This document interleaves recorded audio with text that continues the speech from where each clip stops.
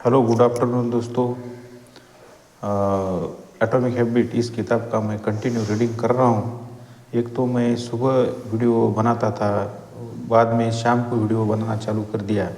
लेकिन बाद में सोचा कि दिन में कभी भी वीडियो बना सकते हैं, क्योंकि जब भी मुझे टाइम मिलेगा, ऐसा कुछ नहीं है कि शाम को ही बनाना है, दिन में सुबह ही बनाना है, दिन में कभी भी बना सकता हूँ। मेरा फ्रीडम है, कभी भी मैं बनाऊँगा। तो दोस्तों, अभी तक मैंने 13 चैप्टर पढ़े हैं और 14वां चैप्टर चालू है। तो उसमें मैंने आधा पार्ट कंप्लीट किया है और अभी आधा पार्ट पढ़ने जा रहा हूँ। तो एक बार के काम जो अच्छी आदतों को तालमेल में बंद कर दे, उसका जो टेबल था वो मैंने आपको बता दिया। अभी इसके बाद अन्य उदाहरण भी मैंने बता दिए कि चिकित्सा प्रिस्क्रिप्शन स्वचालित रूप से रिफिल किए जा सकते हैं। पर्सनल फाइनेंस, कर्मचारी स्वचालित वेतन कटौती के माध्यम से रिटायरमेंट के लिए बचत कर सकते हैं। कुकिंग, मील डिलीवरी सेवाएं आपका किराना खरीदी कर सकती है। और उत्पादकता, सोशल मीडिया ब्राउजिंग को वेबसाइट ब्लॉकर से रोका जा सकता है। जब आप अपने जीवन को यथासंभव अधिकतम स्वचालित कर लेते हैं, तो आप अपना प्रयास उन कामों में लगा सकते तो मशीन नहीं कर सकती। हम अपने जो काम टेक्नोलॉजी को सौंप देते हैं, उस हर काम से हमारा समय और ऊर्जा बचती है, जिसका इस्तेमाल विकास की अगली अवस्था में पहुंचने के लिए किया जा सकता है। जैसा गणितज्ञ और दार्शनिक अल्फ्रेड नॉर्थ व्हाइटहेड ने लिखा था, उन कामों की संख्या को बढ़ाने से सभ्यता प्रगति करती है जो आप सोचे बिना कर सकते हो। तो ये मैंने कल तक पढ़ा था दोस्तों, तो आज मैं पढ़ रहा हूँ। जाहिर है टेक्नोलॉजी की शक्ति हमारे खिलाफ भी काम कर सकती है। व्यर्थ में टीवी देखना एक आदत बन जाती है, क्योंकि आपको स्क्रीन को देखना छोड़ना होता है। अगले एपिसोड पर आगे बढ़ने का बटन दबाने के बजाय नेटफ्लिक्स या यूट्यूब अपने आप इसका ऑटो प्ले कर देंगे। आपको तो बस अपनी आंखें खुली रखनी है। टेक्नोलॉजी बहुत सुविधाजनक होती है दोस्तों, और यह आपको अपनी छोटी सनक या इच्छा पूरी करने में सक्षम बनाती है। भूख के हल्के से संकेत पर खाना आपके दरवाजे पर आ सकता है। बोरियत के हल्के के संकट पर आप सोशल मीडिया के अथाह महासागर में गोते लगा सकते हैं। जब आपकी इच्छाओं पर करने के लिए आप आवश्यक प्रयास लगभग शून्य हो जाता है, तो उस पर उत्पन्न होने वाले आवेग में बहना आसान होता है। ऑटोमेशन का नुकसान यह है कि हम एक के बाद एक आसान काम करते रह सकते हैं और हमारे पास ज़्यादा मुश्किल लेकिन अंततः ज़्यादा पुरस्कारदायक काम के लिए समय ही नहीं बच सकता। मैंने देखा है कि खाली समय में मैं अक्सर सोशल मीडिया की तरफ आकर्षित होने लगता हूँ। अगर मुझे पल भर के लिए भी बोरियत होने लगती है, तो मैं अपना फ़ोन बाहर निकाल सकता हूँ। इन छोटे छोटे व्यवधानों को ब्रेक लेना कहना आसान होता है, लेकिन समय के साथ ऐसे ब्रेक मिलकर काफ़ी गंभीर मुद्दा बन सकते हैं।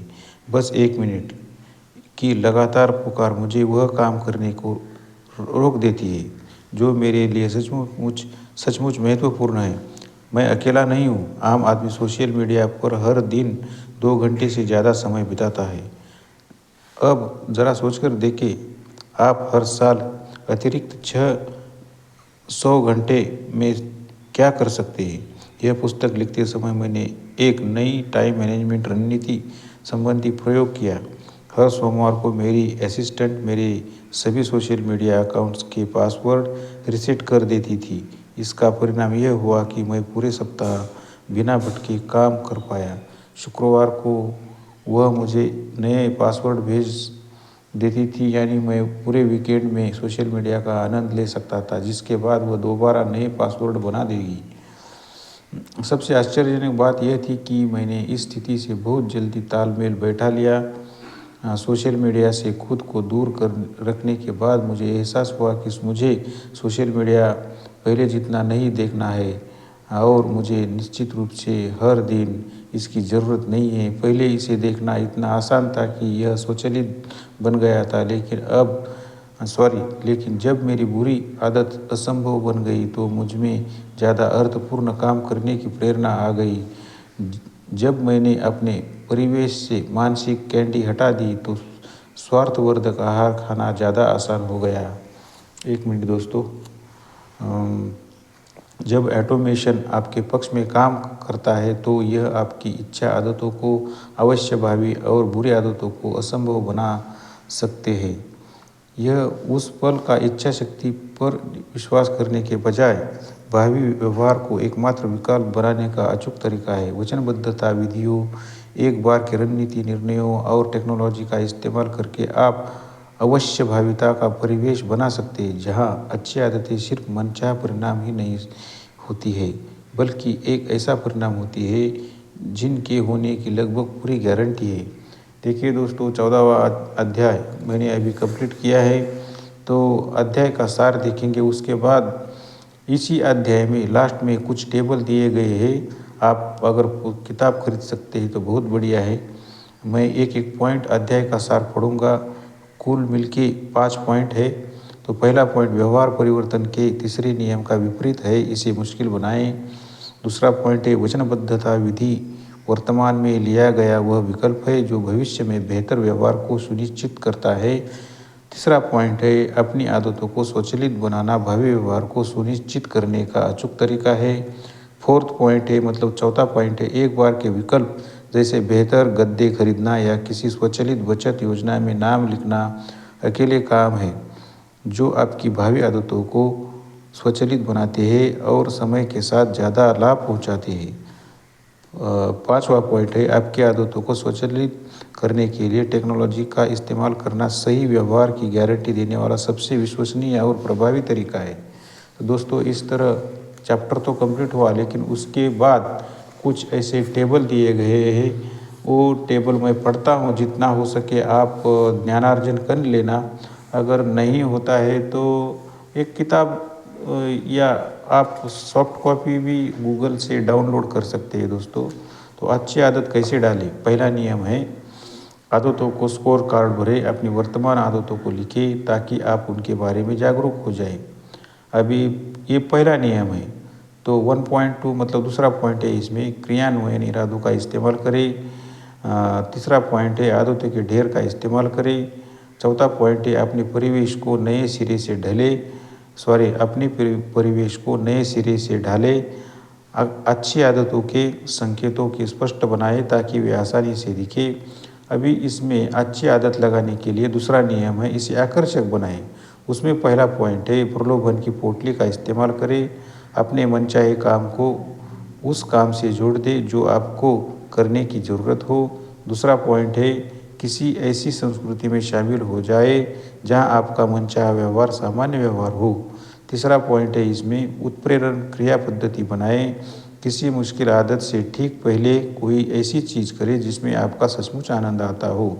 अभी तीसरा नियम क्या है, इसे आसान बनाएं। उसमें पहला पॉइंट है, मुश्किल को कम करें। आपके और आपकी अच्छी आदतें के बीच के कदमों की संख्या कम करें। परिवेश तैयार करें। भावी कामों को ज़्यादा आसान बनाने के लिए अपने परिवेश को सबसे अच्छी तरह तैयार करें। तीसरा पॉइंट है, निर्णायक पल में माहिर बने। बड़े परिणाम देने वाले छोटे चयनों को स्वचालित बना ले। चौथा पॉइंट है, जो 2 मिनट के नियम का इस्तेमाल करें। अपनी आदतों को इतना सूक्ष्म बना ले कि उन्हें 2 मिनट या उससे कम में किया जा सके। पांचवा पॉइंट है, इसमें अपनी आदतों को स्वचालित बनाएं। टेक्नोलॉजी और एक बार किसी चीज़ को खरीदने में निवेश करें जो भावी व्यवहार को सुनिश्चित करती हो। चौथा नियम है, इसे संतोषप्रद बनाइए, है ना। तो अभी बुरी आदत को कैसे तोड़े, जैसे अच्छी आदत कैसे डालें, इसके लिए पहला, दूसरा और तीसरा और चौथा नियम है। वैसा ही बुरी आदत छोड़ने के लिए ऐसे ही नियम, पहले नियम का उलट, पहला नियम है, इसे स्पष्ट बनाएं। तो बुरी आदत छोड़ने के लिए पहला नियम है, इसे अदृश्य बनाएं। तो इसमें एक पहला पॉइंट है, मतलब एक ही पॉइंट है, संपर्क कम करें। बुरी आदतों के संकेतों को अपनी परिवेश से हटा दें। दूसरा नियम क्या है, पहले अच्छी आदत डालने के लिए इसे आकर्षक बनाएं। तो बुरी आदत के छोड़ने के लिए दूसरा नियम है, इसे अनाकर्षक बनाएं, मतलब उसके अपोजिट। तो उसमें भी एक ही पॉइंट है, अपनी मानसिकता को नए सिरे से ढाले, बुरी आदतों से बचने के लाभों को रेखांकित करें। तीसरा नियम है अच्छी आदत लगाने के लिए इसे आसान बनाइए। तो तीसरा नियम है बुरी आदत छोड़ने के लिए इसे मुश्किल बनाए। तो उसमें 2 पॉइंट है कुल मिलके। तो पहला पॉइंट है मुश्किल बढ़ा दे, आपके और बुरी आदतों के बीच के कदमों की संख्या बढ़ा दे। और दूसरा पॉइंट है वचनबद्धता विधि का इस्तेमाल करें, भावी चयन के लिए वही विकल्प तय करें जिनसे आपको फ़ायदा होता है। और चौथा नियम है अच्छी आदत लगाने के लिए इसे संतोषप्रद बनाइए। तो चौथे नियम बुरी आदत के लिए है, इसे असंतोषजनक बनाइए। मतलब हम अगर कोई बुरी आदत करते हैं तो लास्ट में समाधान नहीं मिलना चाहिए, ऐसा हमको फीलिंग आना चाहिए। यह तो देखिए दोस्तों, तीसरा नियम भी कंप्लीट हुआ। तीसरे नियम में ये जो चैप्टर आते थे वो भी कंप्लीट हुए। अभी चौथा नियम हम चालू करने वाले, उसका नाम है इसे संतोषप्रद बनाइए। और इस किताब का 15वां चैप्टर कल के एपिसोड में या कल के वीडियो में देखेंगे दोस्तों। उसका 15वां चैप्टर का नाम है व्यवहार परिवर्तन का आधारभूत नियम। तो ये चैप्टर मैं कल पढ़ता हूँ। तो दोस्तों फिर से एक बार आप सबको मेरी तरफ से शुभकामनाएं। अभी नया साल चालू है, कुछ भी अच्छा है, एक ही डिसीजन लीजिए, एक ही आदत डालिए और उसको कंटिन्यू करेंगे। ये कुछ भी अच्छा सीखने का प्रयास करेंगे। प्रयास करके कुछ फ़ायदा नहीं, वो एक्चुअली करना चाहिए दोस्तों। तो फिर से एक बार आप सबको गुड आफ्टरनून।